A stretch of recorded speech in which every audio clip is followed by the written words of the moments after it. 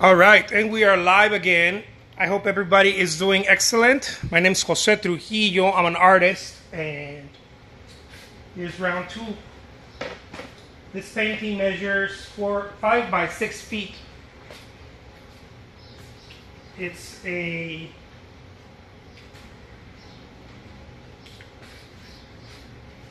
canvas. I did a little drawing. This is my version of Vermeer's The Milkmaid. And you guys are gonna see me play with it. So here we go.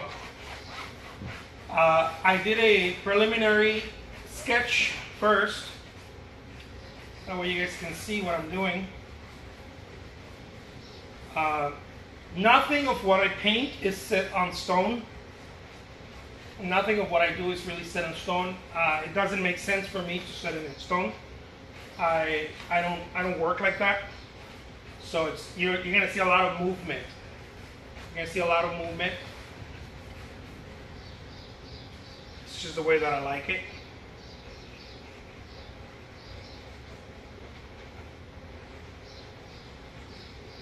I like this oil painting sticks because they just make a lot of sense.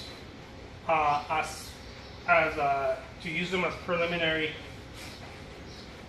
works, to sketch, to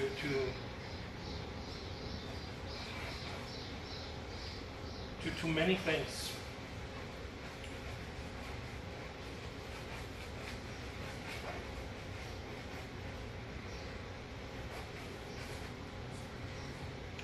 They're really cool.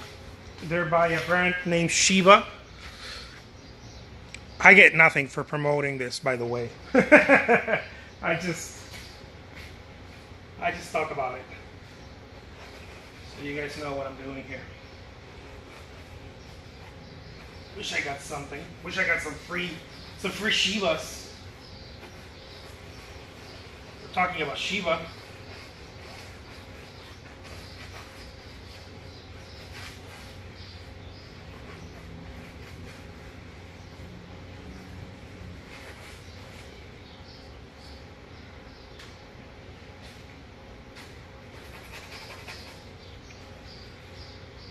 And the way I like to paint also has a lot to do with how I draw. I draw like this, and the way I draw, I paint, and the way I paint, I draw. If that makes any sense, it's all the same.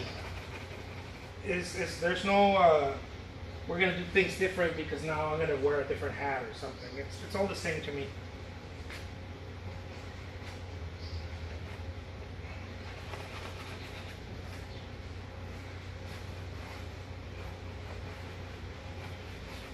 I am looking at a reference, of course. I'm looking at Vermeer's on a computer monitor.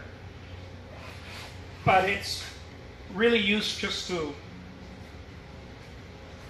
get myself an idea. Because I'm not trying to mimic it or anything like that. So it's just to get myself an idea. I think I took rid of that and start drawing like this.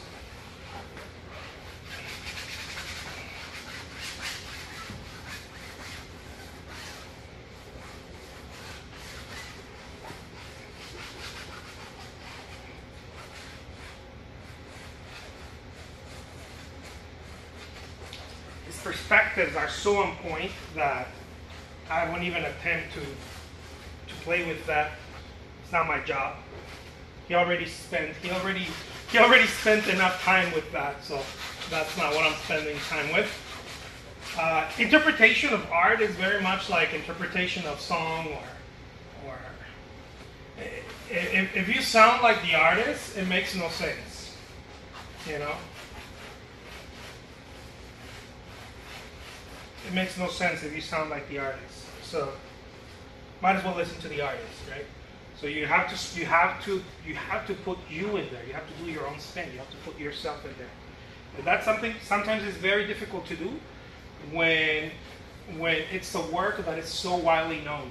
You know, a lot of people know the work. So this is why I like these challenges. For me, they're a bit challenges because the work is so known that the temptation is to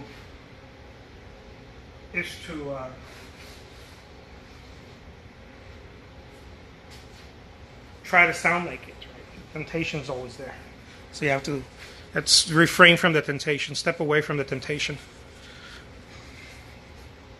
This is a large canvas. The reach is joining. This is a 5 by 6 foot canvas. And the painting is first created with a preliminary drawing with a graphite or pencil lead, and then I moved to an oil stick. It's not an oil pastel, it's an oil stick. It's a different gig. And now that it's here, that somewhat it's almost, I would like to say it's stenciled, right? Then I can play with color.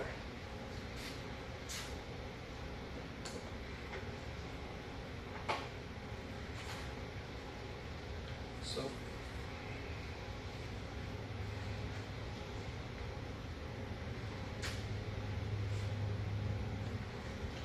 and this is one of the reasons why I say, like, if paintings take you so long to do, and you are painting loose brush work, maybe loose brush work is not your gig. You know? maybe your gig is something else, and you haven't figured it out. Ever since I was a kid, I used to love painting fast. I wanted to have it in front of me. It made me feel good, right?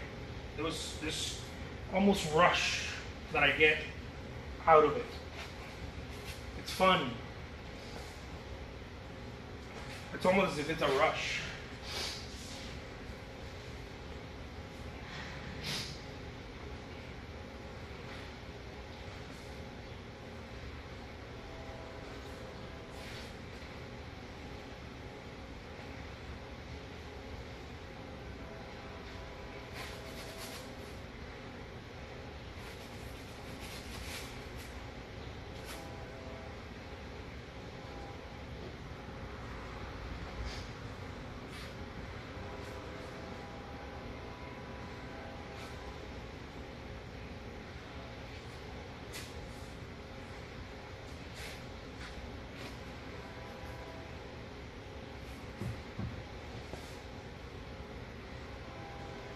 And here we go.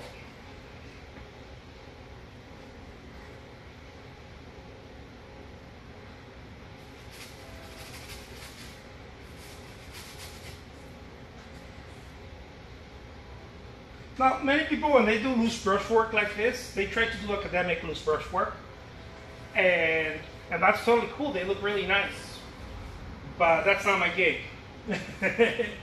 Academic loose brush work, or classical loose brush work, is when you it's still realism, but you're doing it a big realism. You know, it's still, there's a high element of realism in it,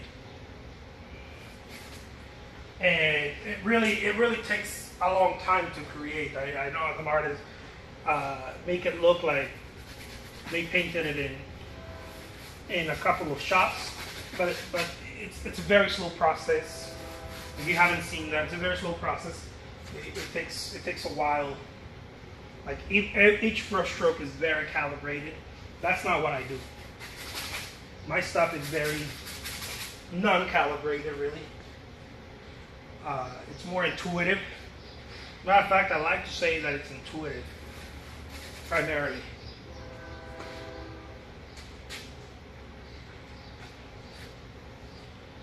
All my works are for sale, by the way. I know some of you are like, have asked me, is the work for sale? It is for sale. All the works are for sale. A painting like this retails for $7,200. Between $7,200 and $7,500, a painting like this. So it's not a bad investment for those of you who are all about investing in artwork, investing in emerging artists or new artists. It is not a bad investment. I'm here to stay. I'm not going anywhere. This is not a phase in my life. and my work just keeps getting up, keep growing in value. So that's one of the things that I'm very excited about. When I talk to collectors, they know that, and the ones that don't know, well, I tell them, right? I let them know.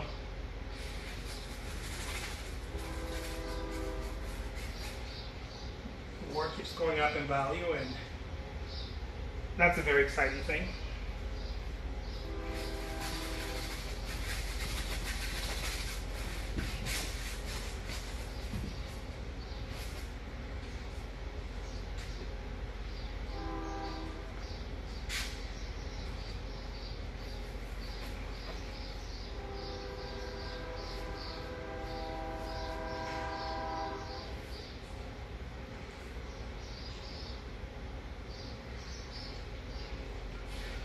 And also many times when people create loose brushwork, they get lost in the, this is a very common thing.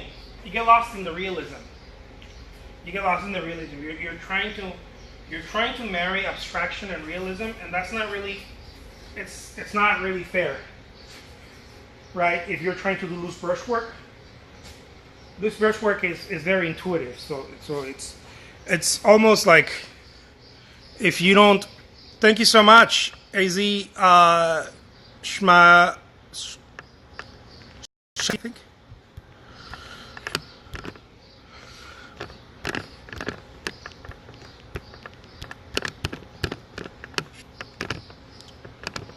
There we go. Let me wave at some people. Let them know that I'm watching.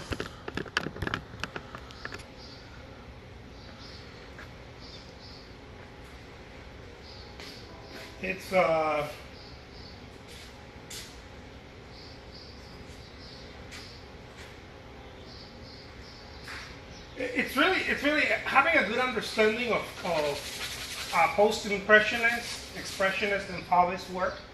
I think will really help any artist that is doing loose brushwork.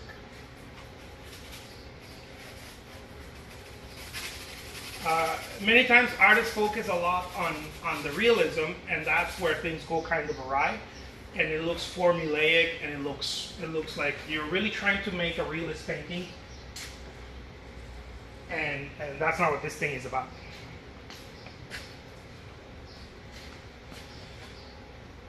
Because you don't really let loose, it's almost like trying to paint a John Singer Sargent piece. That is extremely realistic. There's nothing wrong with that, by the way.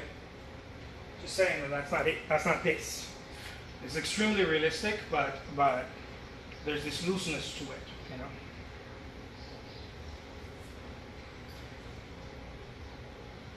So people get lost there, and they're like, I can't do it. Of course you can, but you can't if you're trying to make it look like a photograph, or if you're trying to make it. You can't do both. Right? You can't make it look extremely realistic and loose at the same time. You're gonna have to let go of something, right? If you stay long enough with it, of course you're gonna make it look very realistic. That's a given. Even if you don't know how to paint, you're gonna make it look realistic simply by staying long enough with it, right? But that's not loose brushwork.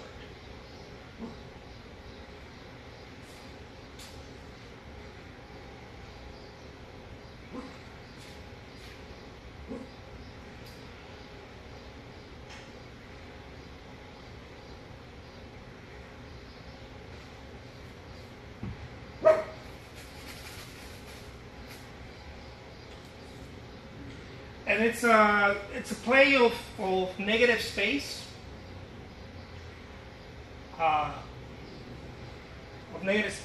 and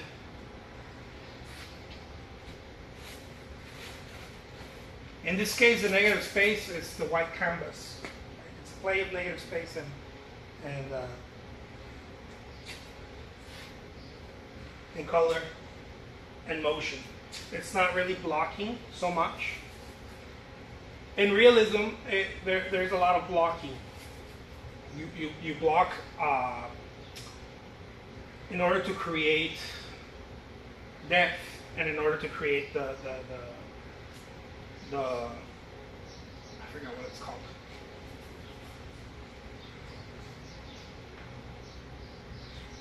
contrast. In order to create contrast, you block a lot.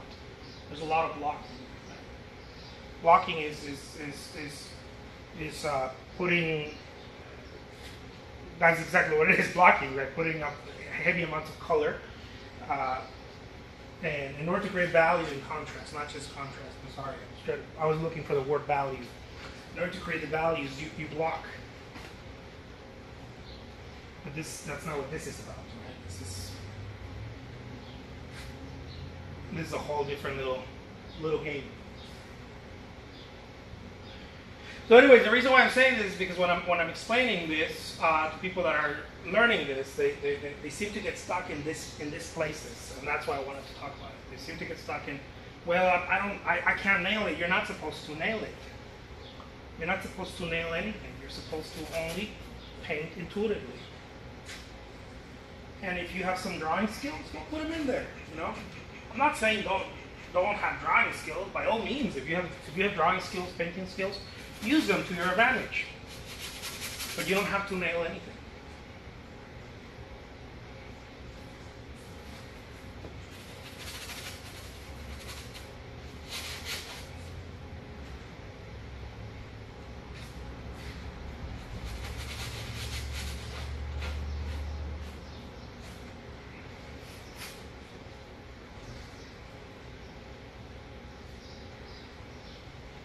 Because the moment you try to nail the color, the value, or something, you start getting lost in that, and then you stop painting. Which is what I follow. What a lot of what Degas talked about when it came to painting. He would say, if you're thinking, if you don't know what you're doing, you're actually painting, right? Which means if you're not stuck in the thinking mind, then you're actually painting. When you don't know what you're doing, you're actually painting. When you're like, oh yeah, this value, let me see. I know artists that go like this. Nothing wrong with it, but not for this. They go like this. They look at the color and they're like, okay, is that the right? Oh, is that the right color? Let me see. That's not loose brush work. That's painting, but it's not loose brush work. Loose brush work is you get a color intuitively. It's intuition, and you flow with it. And if it's not the right color, if it's the wrong color, you let it be. You let it be because it's supposed to be there. Your intuition, your gut told you that it's supposed to be there. So you obey your gut.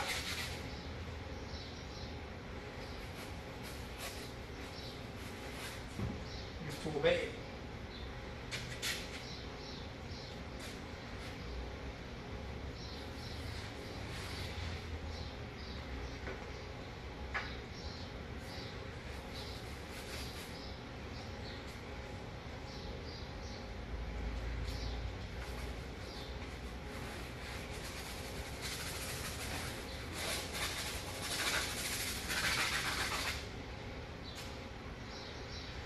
That's what it is. How's it going, Walker? Good to see you here. Good to see you guys. So just doing a little demo on a 5x6 foot canvas. It's a big canvas. On intuitive work. Loose brush work by a representation here of Vermeer's The Milkmaid.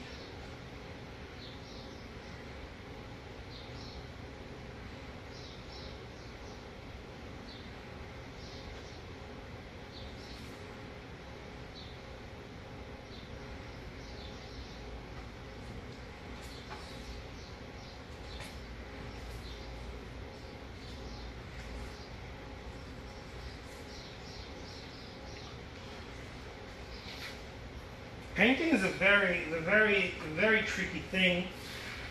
If you know what you're doing, I'm gonna say what Degas said. If you know what you're doing, I highly doubt your painting.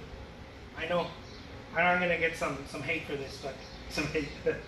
If you know what you're doing, I highly doubt that you're painting.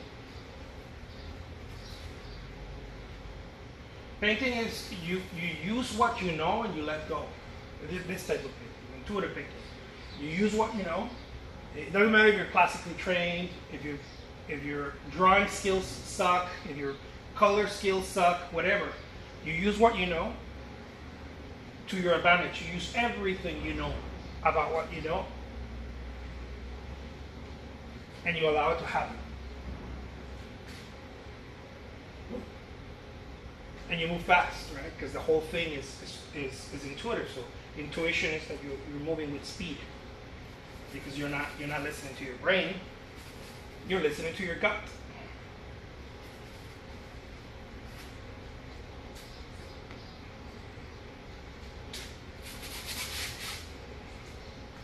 I have a large brush here that I wanted to use for this.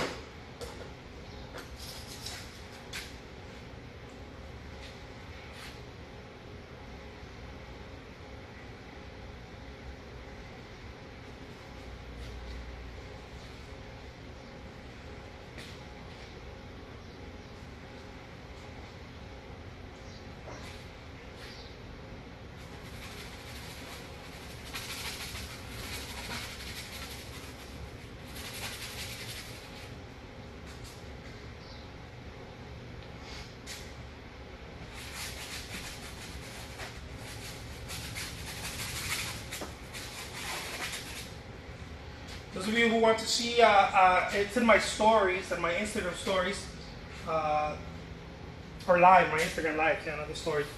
I just finished painting the same size a painting after Da Vinci.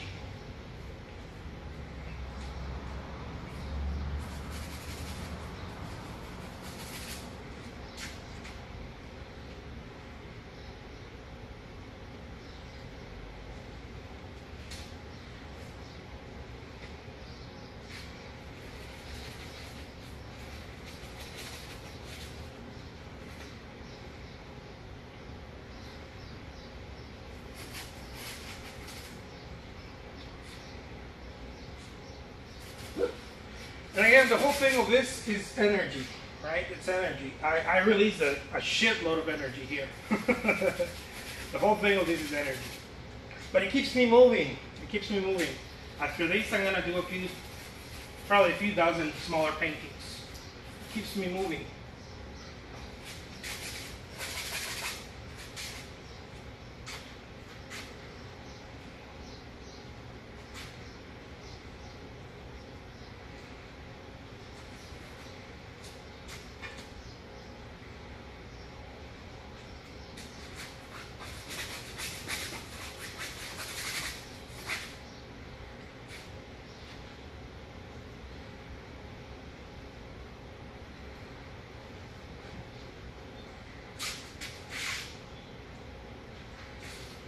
We even have something for the milk there.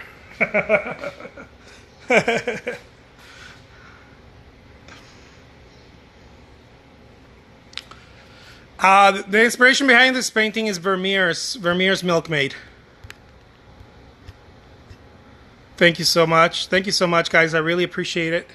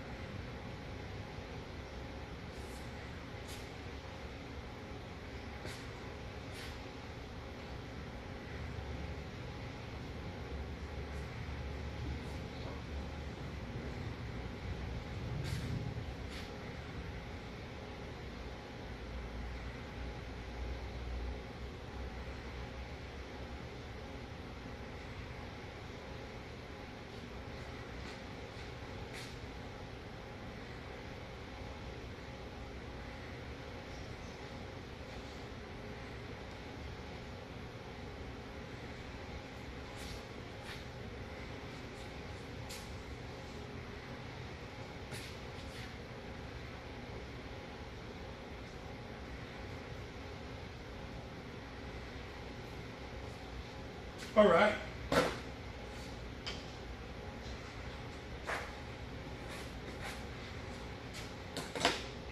This is badass right there.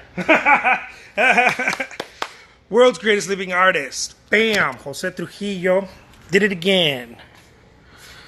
This is an inspired piece by Johannes Vermeer.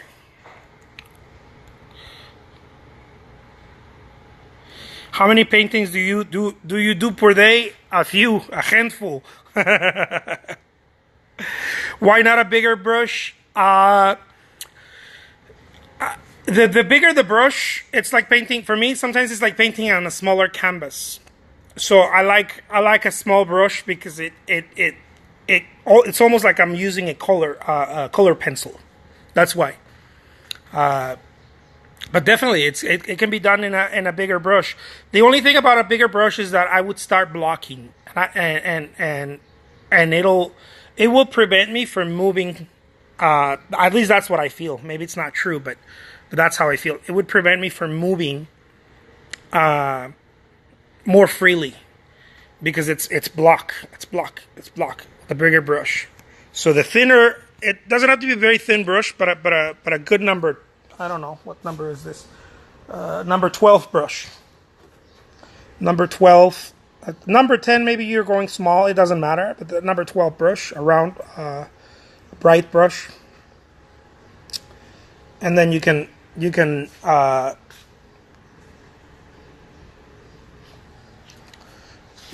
really start playing with it. That's what I think, anyways. I don't know if yeah, I need some dark color right here. There.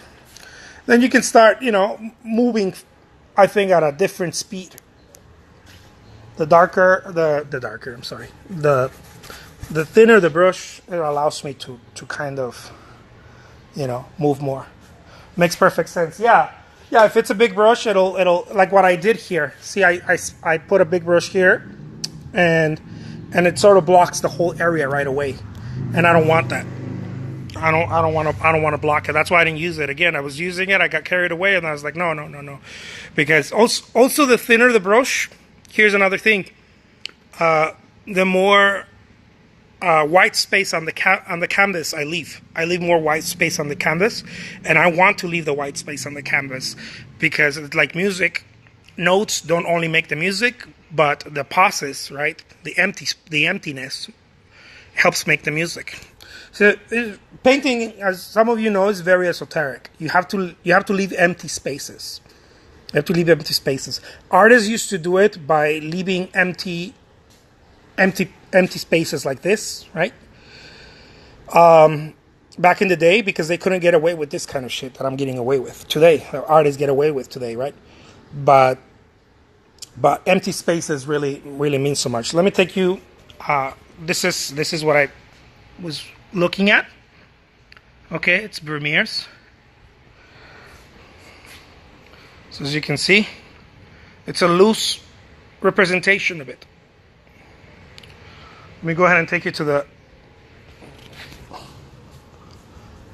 back part of the studio, guys. Really quick, so you guys can see what I've been working on.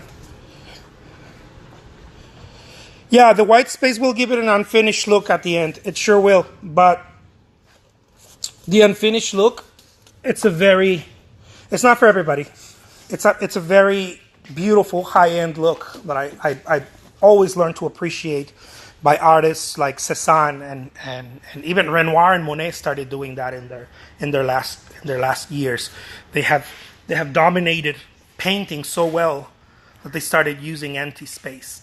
That's one of my portraits in that style. As you can see, I've been playing with this style. This is Da Vinci's. It's a drawing by Da Vinci. He created this drawing and then made a painting out of it, I believe. This is Mary, Saint Mary, Saint Anne, Jesus, and John the Baptist.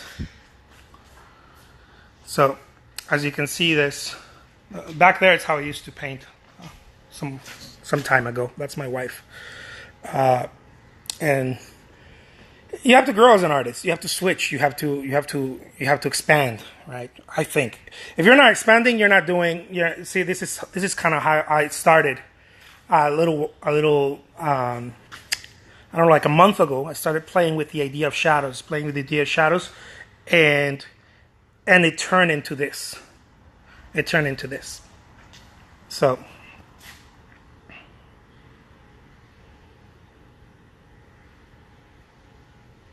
Thank you so much, Walker. Yeah.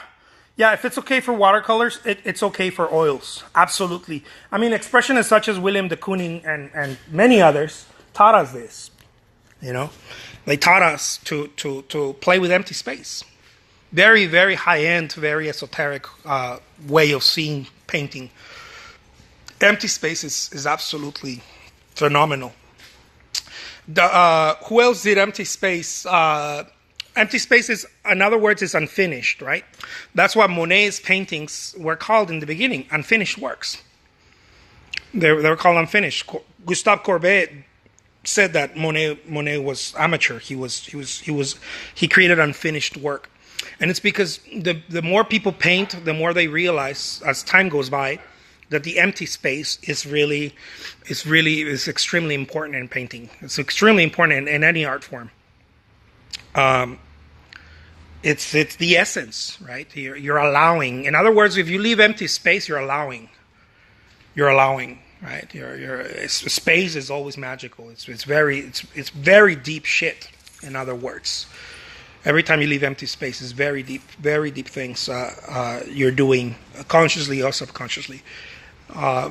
So it's breathing, right? It's breathing space. It's okay in acrylic. It's okay in watercolor. So this is what I'm working on right now, guys, and I just wanted to show you that. I thought it was pretty cool. Basically, the idea comes from getting very classic. As you can see, it's a very classic head. Getting classic design, classic work, very classical work, and go Faubist on it, right? Go. I got this idea a long time ago. I just had never executed it.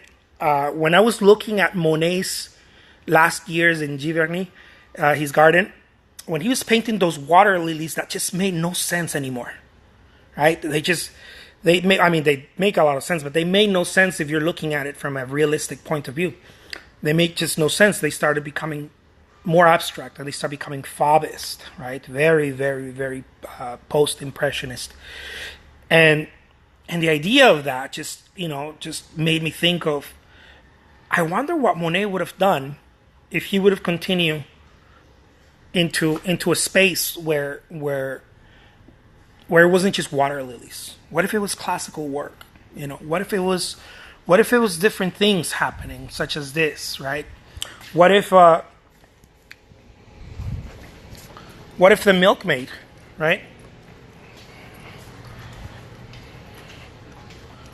What if the Milkmaid